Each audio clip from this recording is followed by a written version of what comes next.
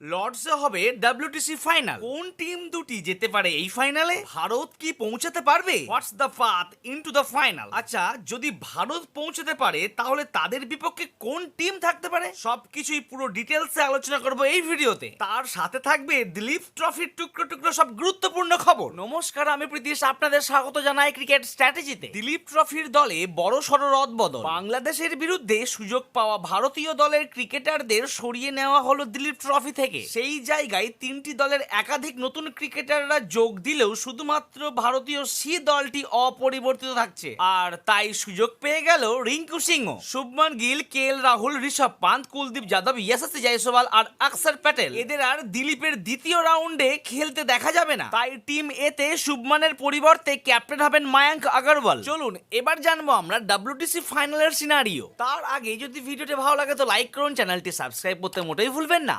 WTC ফাইনালের point টেবিলের শীর্ষস্থান দখল করে আছে ভারত, দ্বিতীয় স্থান অস্ট্রেলিয়ার, তৃতীয় স্থান নিউজিল্যান্ড, চতুর্থ স্থান বাংলাদেশ, পঞ্চম স্থান শ্রীলঙ্কা, তারপরে ইংল্যান্ড, সাউথ আফ্রিকা, পাকিস্তান আর ওয়েস্ট ইন্ডিজ। WTCর ফাইনালটি হবে লর্ডসে 2025 সালের 11 জুন।